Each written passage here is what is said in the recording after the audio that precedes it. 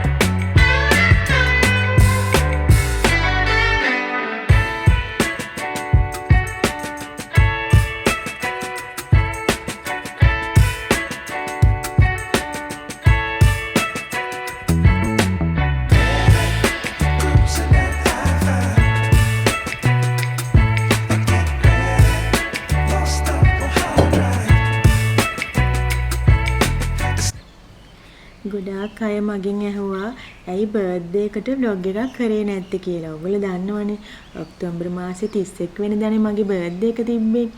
ඇත්තටම එදා දවසේ මම vlog එකක් කරේ නැත්තේ මට හිතුණා එදා දවසේ මම ෆැමිලි එකත් එක්ක ඉන්න ඕනි කියලා.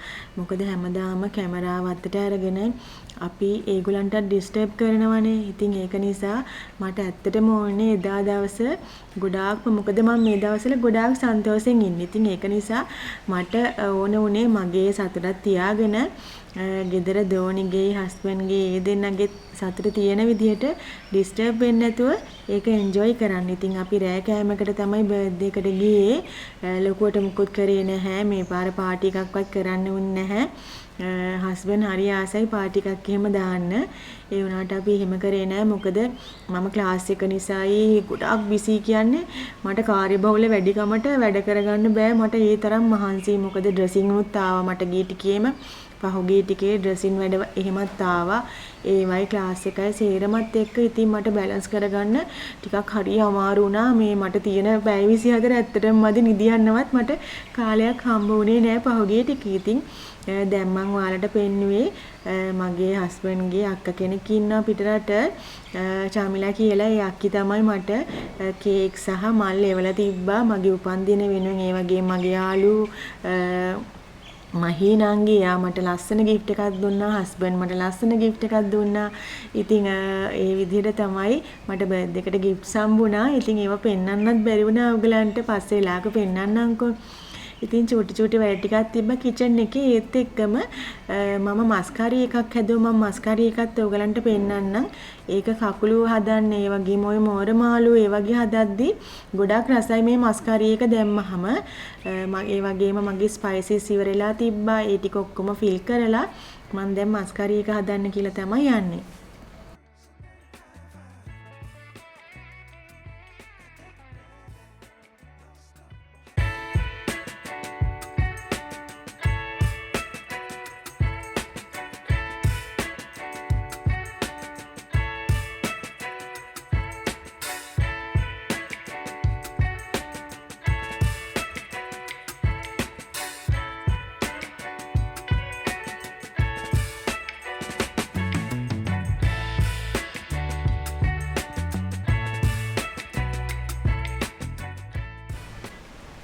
මේ මස්කාරි එක හදාගන්නේ මම කොත්තමල්ලි, සෝදුරු, මහදුරු, bay leaves, ඒ වගේම කරඳ මුංගු, කරාබුනටි දෙක තුනක් දැම්මොත් හොඳයි. මගේ ළඟ අද කරාබුනටි ඉවර වෙලා තිබ්බා. ඒ වගේම උළුහාල් යට දෙක තුනක් දානවා. උළුහාල් ගොඩක් දාන්නේ නැහැ තිත්ත වෙන හන්දා. ඒ වගේම කුරුඳු ලොකු පොතු දෙකක් දානවා. මේකට මම මැනලා නෙමෙයි දේවල් ගත්තේ. මම අතේ මිම්මට ගත්තේ. කොත්තමල්ලි ටිකක් වැඩිපුර ගත්තා. ඒ වගේම සෝදුරු මහදුරු ටිකක් අඩුවෙන් ගත්තේ. ඒත් එක්කම bay leaves දැම්මා. ඒකෙන් ගොඩක් සුවඳ එනවා. මේ වගේ රන්වන් පාට වෙනකම් බදින්න ඕනේ.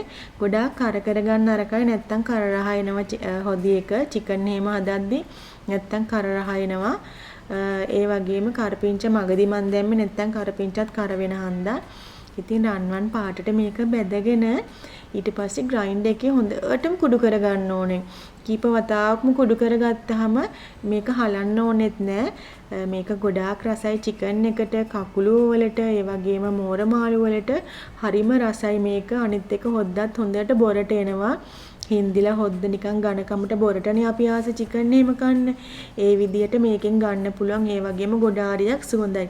ඕගොල්ලොත් හදලා බලන්නකෝ. මම පොඩ හදලා මෙහෙම තියාගන්නවා. එකපාර ගොඩාක් හදලා තියාගන්න නැහැ. ඩිංග මෙහෙම හදලා තියාගන්නවා. එතකොට චිකන් එකට එහෙම ගොඩක් වෙලාවට දැන් චිකන් එකට මේකත් එක්ක බැදපු මිරිස් ටිකක් ඒ වගේ කියන්නේ මිරිස් කුඩුයි බැදපු මිරිස් කුඩුයි ඒ වගේම ගම්බිරිස් කුඩු පොඩ්ඩක් දාලා හැදුවාම චිකන් එක ගොඩක් රසයි. මේකට වෙනම ආයි ස්පයිසස් දාන්න ඕනේ නැහැ.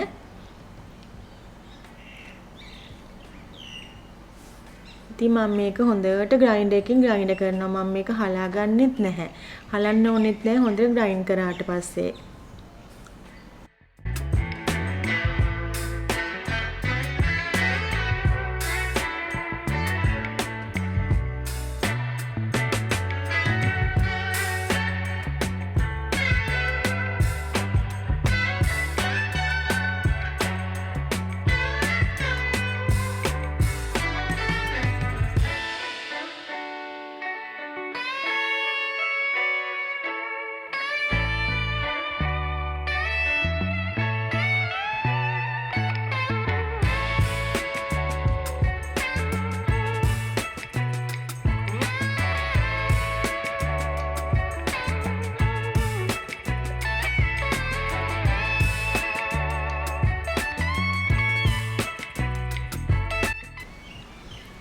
ඉතින් දැන් මං හදපු මස් කරි පවුඩර් එක තමයි මේ මං ෆීල් කරගත්තා. මේක ගොඩාක් සුවඳයි. මේ වගේ ගෙදර හදාගත්තාම හරි ලේසි. ඉතින් බොරු කියන්න ඕනේ නැනේ මම මිරිස් කුඩු එහෙම ගොඩාක් වෙලාවට මං කඩෙන් ගන්නෙ. මොකද මට මිරිස් වේලලා 3-5 වේලලා එහෙම කරන්න මට ඇත්තටම මං කාර්යබහුල නිසා මගේ රැකියාවයි ඒ සේරමත් එක්ක කාර්යබහුල නිසා මට හරි අමාරුයි ඒවට කාලය වෙන් කරගන්න. ඉතින් ඔයාලට පුළුවන් නම් ගොඩාක් හොඳයි ගෙදරේ දේවල් කරගන්න. නමුත් මං ගොඩාක් වෙලාවට මිරිස් කුඩු, පහේ කුඩු, ගම්බිරිස් කුඩු ඒ වගේ දේවල් නම් කීල්ස් එකෙන්ම තමයි හොඳ බ්‍රෑන්ඩ් එකක් ගන්නවා. මොකක් හරි හොඳම එකක් ගන්නවා. එහෙම තමයි ගන්න. ඉතින් බොරු කියන්න ඕනේ නෑනේ. මේක නම් මම ගෙදර හදාගන්නේ. මොකද මේක කඩේ ගන්න නැහැ. ඉතින් ඒක නිසා තමයි මම මේක ගෙදර හදාගන්නේ. ඉතින් හස්බන්ඩුත් සතියන්තේ එයත් ගොඩක් බිසි. එයත් මට උදව් වෙනවා ගෙදර වැඩවලට ගොඩාරියක්. එයා මට උදව් වෙනවා. බාත්රූම් හොදන්නේ. ඒ වගේම රෙදි කියන්නේ මැෂින් එකෙන් අරන් රෙදි දාන්නේ. එයා තමයි සතියන්තේ එයා තමයි ගොඩාරියක් උදව් වෙන්නේ. වැස්ස නිසා අර සෙවල බැඳිලා මේ ඉන්ටර්ලොක් ගල් වල එහෙම සෙවල බැඳිලා ඉතින් එයා අර බ්ලීචින් කුරු ටිකක් දාලා ඒව සේරම මදිනවා මේ සතියන්තේ.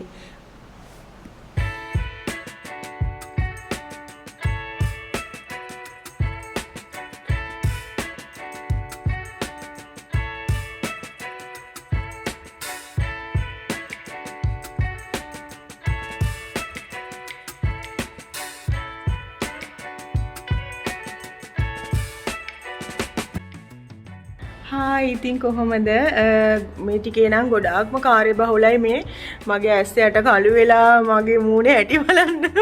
මොකද මේ ගොඩක්ම මම කාර්යබහුලනේ. එකක් තමයි ක්ලාස් එක නිසා.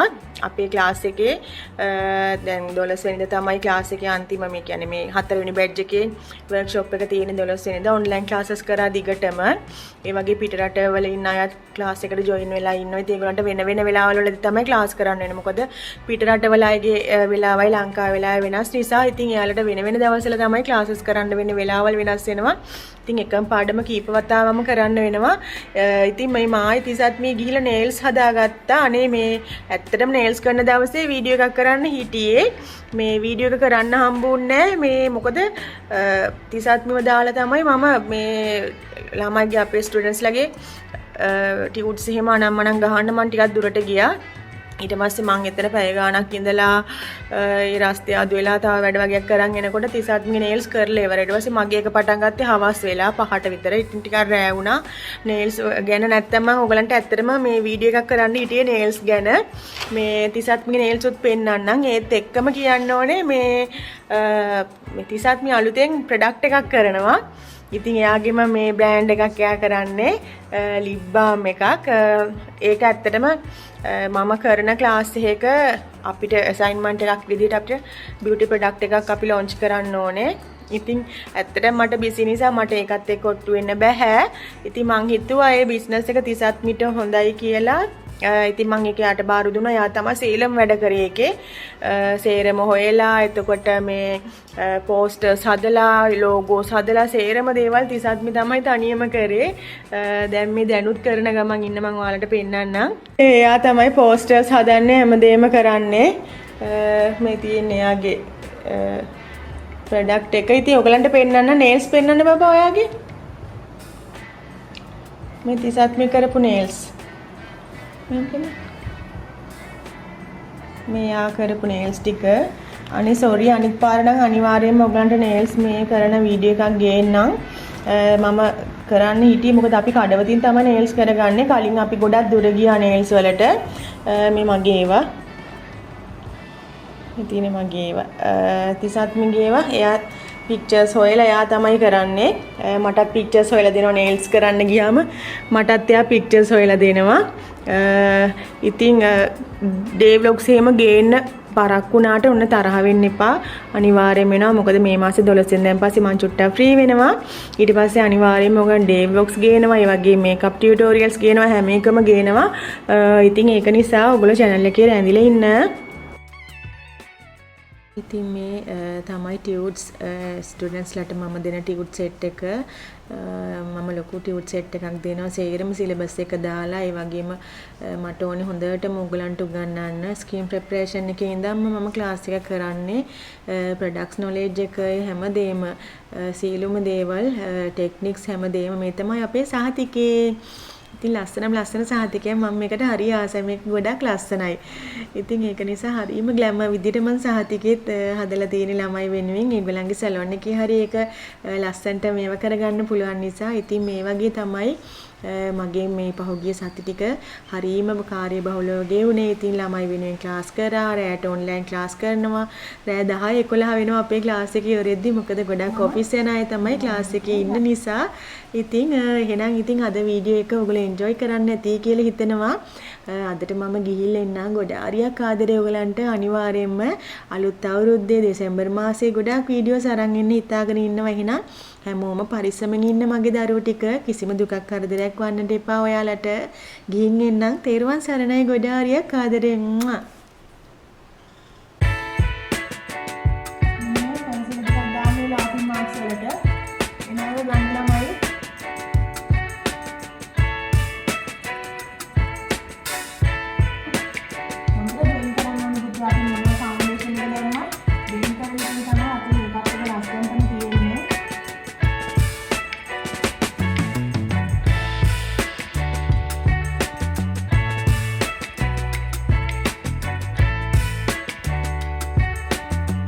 පාරක් අපේ මූණ පැත්තේ මතු පිටක් නෙමෙයි අපිට තියෙන්නේ කවාකාර මතු පිටක්. ඒ කවාකාර මතු පිට දැන් ඔයාලා දකින්නනේ චිත්‍රාන්තයේ මිනිස්සුන අර